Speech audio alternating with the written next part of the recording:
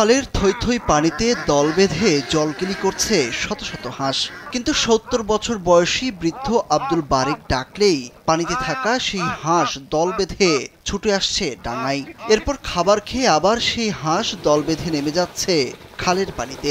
হাঁসের সাথে বারেকের এই মিতালি ১-২ দিনের নয়, এই সম্পর্ক ৪ দশকের। ১৯৮৫ সাল থেকে হাঁসের ব্যবসা শুরু করছি। ৩ টাকা ৪ টাকা পিস বাচ্চা আনি আন্না হারিয়া ৬০ টাকা ৭০ টাকা করে ৩.৫ মাস পারলে ৬০ টাকা ৭০ টাকা করে বিক্রি করি।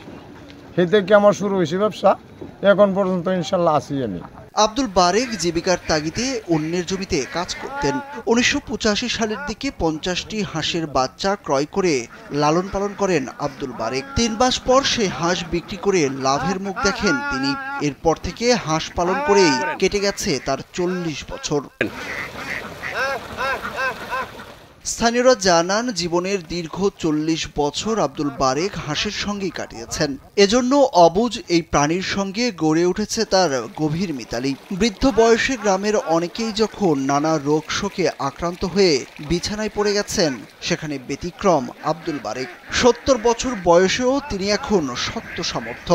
এই বয়সেও খালের পানিতে হাঁস পালন করে মাসে লাখ টাকার বেশি আয় করছেন তিনি। তার নিজের বাড়িতে জায়গা নেই, তিনি কিন্তু সরকারি খালের উপরে কিন্তু এই হাঁসটি লালন পালন করে। যতদিন বাচ্চা আছে ততদিন আসে ব্যবসায় করবে, এই হলো তার প্রতিজ্ঞা। ৩ মাস পর পর ডিম, পরে হচ্ছে বাচ্চা, এগুলো তিনি বিক্রি করে। এমনকি সেই হাঁসগুলো বিক্রি করে মাসে ১-১.৫ লাখ টাকা ওনার ইনকাম আছে।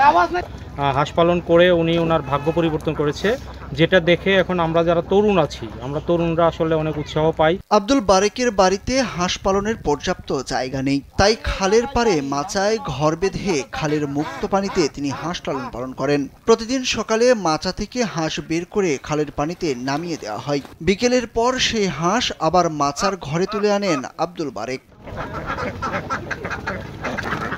পরম যত্নে লালন পালন করা হাঁসগুলোর ব্যতিক্রম এই দৃশ্যের দেখা মিলবে ময়মনসিংহের গৌরীপুরের ময়লাকান্দা ইউনিয়নের লামাপাড়া গ্রামে বগাসুতা খালপাড়ে। আব্দুল বারেকের বাড়ি এই লামাপাড়া গ্রামেই। বৃদ্ধ এই মানুষটি কখনো হাঁসগুলোকে চোখের আড়াল করতে চান না। শিয়াল বা চোরের হাত থেকে হাঁস রক্ষায় খালের পাড়ে হাঁসের মাচার সাথে ছোট্ট তাঁবু বানিয়ে বসবাস করছেন আব্দুল বারেক। আমার জায়গা জমি নাই, খালের উপরে মাছা বাঁধে আমি খালের উপরে রাখতেছি। হাঁস ৫০০ হাঁস আছে। বৃদ্ধ আব্দুল বারেকের হাঁসগুলো খালের পানিতে বেড়ে উঠলেও প্রাকৃতিক খাবারের পাশাপাশি ধান, গম ও ভুট্টা খাওয়ান তিনি। রোগ পীড়ার উপদ্রব যেন না হয় সেজন্য সার্বক্ষণিক যোগাযোগ রাখেন উপজেলা প্রাণী সম্পদ কর্মকর্তা ও ভেটেরিনারি হাসপাতালের সাথে। তো ময়মনসিংহ বিভাগের নেত্রকোনা জেলায় এরকম একটা হাঁস পালনের প্রকল্প নেওয়া হয়েছে। আশা করতেছি যদি ময়মনসিংহ জেলায় এরকম প্রকল্প নেওয়া যায়, তাহলে এরকম খামারিদেরকে আরো সুযোগ সুবিধা বৃদ্ধি করা যাবে এবং দেশের একটা অর্থনৈতিক ভালো অবদান রাখা সম্ভব এই হাঁস পালনের মাধ্যমে। পরবর্তীতে যদি কোনো সুযোগ হয় আরো কিভাবে উন্নতি করতে পারে, এই জন্য সহযোগিতা আশ্বাস দিচ্ছি। একসময় নিঃস্ব থাকা আব্দুল বারেক হাঁস পালন করে ভাগ্য বদল করেছেন।